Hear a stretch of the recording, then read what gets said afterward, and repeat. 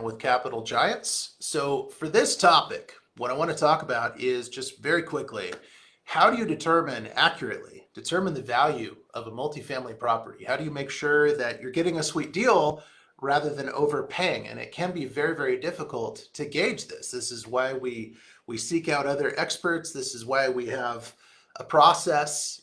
With Capital Giants, our real estate investment fund, we have a very in-depth, lengthy due diligence process because it's so easy to miss things. It's so easy to get it wrong. Even the experts get it wrong.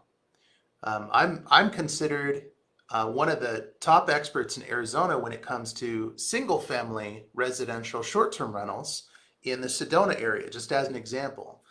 And I occasionally get it wrong, which is why I also get second opinions and third opinions. And even though people consult with me and they say, hey, Chad, what do you think about this property as a short-term rental? And then I give them advice. Even though that's the case, I still get it wrong sometimes. It's rare, but it can happen. So it's important to be humble, and it is important to seek other opinions as well from people that should be giving opinions, not free advice kind of thing. You don't want to do that. So that being said, let's go ahead and dive into my top 3 suggestions for how to ensure that you're going to be getting a great deal and that your valuation is going to be accurate. Got to get some good data that you can rely upon. So number 1, hiring an appraiser. This one's more obvious. Hire an appraiser to conduct an independent appraisal. So if you're getting financing, you're going to need an appraisal anyway. But if you're not going to be required to get an appraisal, you may want to get one anyway, and you may want to get it in the earlier stages. You may want to time things out so that your due diligence period is when you get an appraisal. If you're going to get an appraisal anyway, then you're probably fine. But I have clients that sometimes will get 2 appraisals. They'll get the one that's required by lender, and then they'll go to someone that I recommend that's going to be really reliable, that really knows their stuff, that is local, not out of area, not from across the state or from another state. And by the way, that happens all the time. So I have these clients that get a second appraisal. They get one up front in their due diligence period to see if they even want to proceed.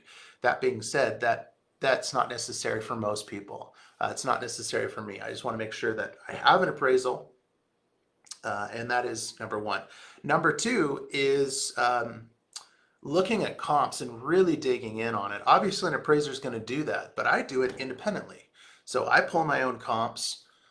You should have a really reliable, seasoned, specialized real estate agent, and they should be able to send you comps as well. That's part of their job. So you got to ask them, don't just assume they're going to send you comps, but make sure that you get your hands on honest, genuine comps. I usually, when I pull comps, I don't just pull closed comps that are kind of in the criteria.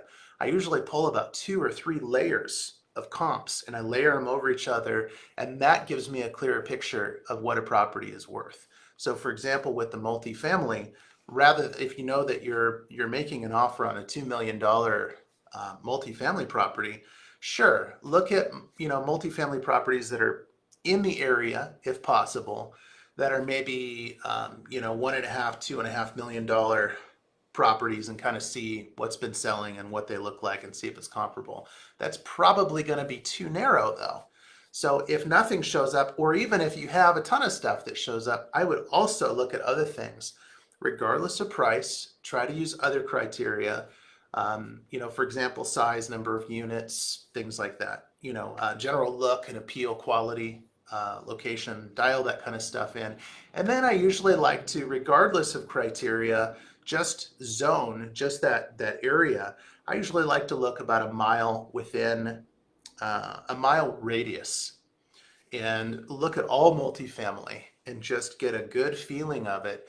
The other thing, as an honorary mention on this point, it's less to do with your value of the property, but it has more to do with performance as a rental, is I like to look at what occupancy rates are within a mile as well. So just an honorary mention on that one.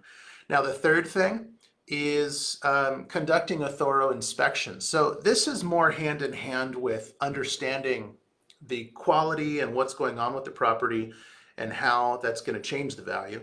So if an appraiser says, yeah, it's probably worth, $8 million, but then you realize that all of it, let's say it's 5 different buildings or something, it's apartments, and they all need new roofs, and they all need new HVAC, and they all need new water heaters, and then you got a big termite problem, and you got to do all these things, and yada yada yada. So let's say you've got $1 million in remodel that's needed. Well, then make sure that you take that off of the value, assuming the appraiser didn't build that in.